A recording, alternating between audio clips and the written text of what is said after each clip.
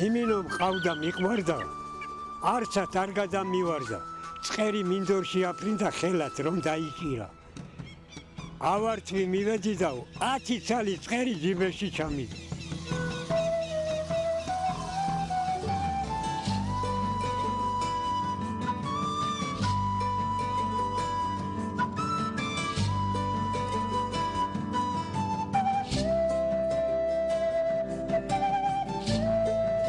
საქართველოში მტაცებელი ფრინველით ნადირობა სამეფო კარის, თავადაზნაურებისა და გლეხებისთვისაც კი ერთგვარი გართობისა და წვრთნის ფორმა იყო. ცნობილი იტალიელი მოგზაურის ანკანჯელო ლამბერტის სამეგრელოს აღწერაში ვკითხულობთ. ბედნიერი ის არის, ვისაც ჰყავს კარგი ცხენი, უკეთესი ძაღლი და საუკეთესო მიმინო. თბილისის დაარსების ლეგენდაშიც კი სამეფო ბაზი, ანუ თვით ვახტანგ გორგასლის შევარდენი მთავარი გმირია მონადირებულ ხოხობთან ერთად. ბაზი ბაზად, მაგრამ შევარდენიც და ქორმიმინოც თავისუფალ მტაცებელ ფრინველებად დარჩებოდნენ რომ არა ბაზიერნი, ანუ როგორც ძველი ქართველნი იტყოდნენ დამგეშველი და ზედამხედველი ამან ფრინველთა. იმ ძველ ქართველ ბაზიერთა შთამომავლები ჩვენს გვერდით ცხოვრობენ და ბაზისადმი უკვე გენეტიკურად ქცეულ სიყვარულს ემსახურებიან. მიმინოს დაჭერას, შენახვას და დაგეშვას ისინი მთელ თავის დროს და ძალისხმევას ახმარენ. შედეგით სახეზია. მიმინო არსად ისე მასიურად არ იგეშება როგორც საქართველოში. ჩემი წინაპრები სერიოზულად იყო მონადირეები. თოფით კი არ ნადირობდნენ, მიმინოით ნადირობდნენ. და შვიდობა იყო ყოველთვის. თოფს აჯობა მიმინო. თოფს 100%-იანად ეკონომიაც გააკეთა, ხოლო ისა იხარჯი, რომ ჩიტსა უყვარს ჩიტი, მიმინოს უყვარს ჩიტი. იმამ უნდა ინადიროს. მაგრამ ჩვენ ძალით არ ვანადირებთ. იმას მივიჩვევთ, და მიმინო არის ძალიან კარგი ფრინველი. იმიტომ რომ ახლოს არის ადამიანთან. მიმინოს დასაჭერად ბაზიერები გულდასმით ემზადებიან. ჯერ არჩევენ ადგილს, სადაც მიმინოს დაჭერა უფრო იოლად იქნება შესაძლებელი. შერჩეულ ადგილას აშენებენ ქოხს, ხის ტოტებითა და ეწერებით. ქოხის ზომებისა და კონსტრუქციის სტანდარტი არ არსებობს. მთავარია ქოხში ჩასაფრებული ბაზიერი ფრინველისთვის შეუმჩნეველი დარჩეს. ქოხის გახსნილ მხარესთან ბადეს კიდებენ, რომელშიც მიმინო უნდა გაებას. ზოგჯერ მხოლოდ ერთი ბადია საკმარისი, მაგრამ სექტემბერ-ოქტომბრის თვეებში ბაზიერები ბადეების რაოდენობას ზრდიან, რადგან ამ დროისთვის მაისში დაჩეკილი მიმინო უკვე დაფრთიანებულია. მიმინოს რაოდენობა იზრდება და იგი შეიძლება ნებისმიერი მხრიდან მოფრინდეს. ბაზიერი ყველანაირად მომზადებული უნდა დახვდეს მათ. სწორედ ამიტომ ამ დროს ბადეების რაოდენობა 2-3-საც კი აღწევს. მიმინოს დაჭერაში ბაზიერს ბეღურის ხელაფრინველი ღაჟო ეხმარება. ღაჟო საგანგებოდ გამოთლილ ჯოხს ეზის. მას თვალებზე პაწაწინა, სათვალის მსგავს ტყავებს აკრავენ. ამ სათვალის წყალობით მას არ შეუძლია მოახლოებული მიმინო დაინახოს და ამიტომ არც ფრთხება. ღაჟო მხოლოდ მის წინ დადებულ ხორცის ნაჭერს ხედავს და მშვიდად შეექცევა. მიმინოს გამოჩენისთანავე ჯოხზე მჯდომ ღაჟოს ბადესთან შეათამაშებენ. ღაჟოსკენ სწრაფად მფრინავი მიმინო ჰაერში თავს ვეღარ იკავებს და ბადეში იხლართება. ბაზის შეპყრობის ეს ხერხი ქართველების მოფიქრებულია და ყველაზე შედეგიანია მსოფლიოში. მიმინოს დაჭერიდან იწყება მისი დაგეშვა. მამალი მიმინო დედალთან შედარებით პატარაა და არც ისე ძლიერი. ამიტომ მათ ხშირად ათავისუფლებენ კიდეც.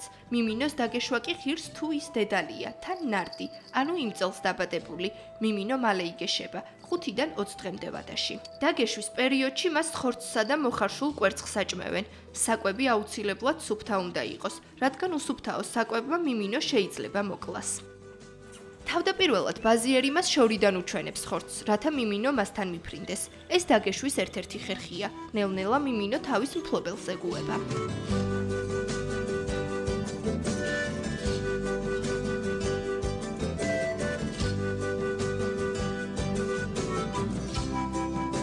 ადამიანი მის მიმართ დიდ სითბოს და სიყვარულს იჩენს. მიმინოც ამ თვისებების მატარებელია და მასსა და ადამიანს შორის შეიძლება ითქვას ჰარმონიული ურთიერთობები მყარდება. მე ძალიან მიყვარს მიმინო. მე მიყვარს მისი გაჩვევა. როდესაც თავისუფალად რომ აქვს, სულ მიმინოს უთმობ. მიმინოსთან ერთად ვარ, მიყვარს მისი ნადირობა. ზოგჯერ ბიძაშემცას ვართმევ, მიმინოს ვუვლი, ვაჭმევ, შემდეგ ვუღუნებ, რადგან დიდი დრო არ მაქვს, სკოლა მეწყება და რა თუ თავისუფალ დროს ნახავ, მიმინოსთან ერთად ვატარებ. მიმინოებს ბავშვებთან ყოფნაც სიამოვნებთ, თუმცა გვხვდებიან ისეთებიც, რომლებიც ვერ იტანენ ხალხმრავლობას და არც ბავშვები უყვართ. მაგრამ მიმინოსადმი სიყვარულს კონკრეტული მიზეზი აქვს.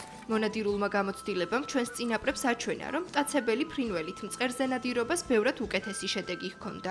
ამ საქმეში კი მიმინოს ბადალი არ ჰყავს. კავკასიური წარმოშობისა ეს მიმინო, აი ჩვენს ტყეებში ბინადრობს აქ.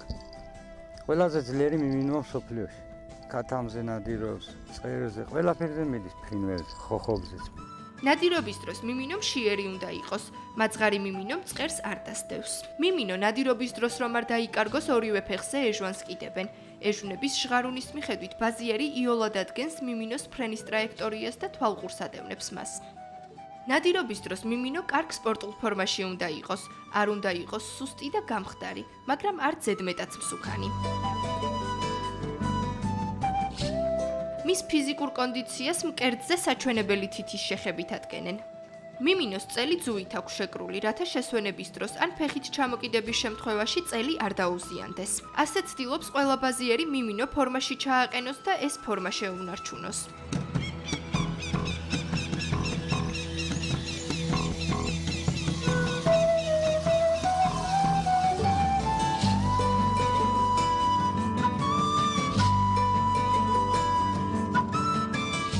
მაგრამ კარგი ბაზიერი რა ბაზიერია თუ თავისი ბაზი ნამდვილ ასპარეზზე არ გამოსცადა.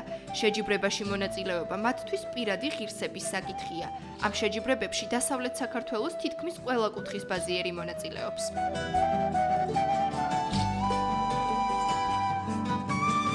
მათ არც ჩვენი უკვე კარგად ნაცნობი ილია ბაბუა აკლდება. საქართველოს უხუცესი ბაზიერი თავისი დაგეშილი მიმინოებით ყოველთვის ყურადღების ცენტრშია. ხშირ შემთხვევაში ამ შეჯიბრებებში მონაწილეობა უფრო მნიშვნელოვანია, ვიდრე მხოლოდ გამარჯვება, თუმცა აქ დამარცხებულსაც ვერ სადიხილავთ. ყველა მონაწილეს ერთი რამ აერთიანებს, ეს მიმინოსადმი დიდი სიყვარულია.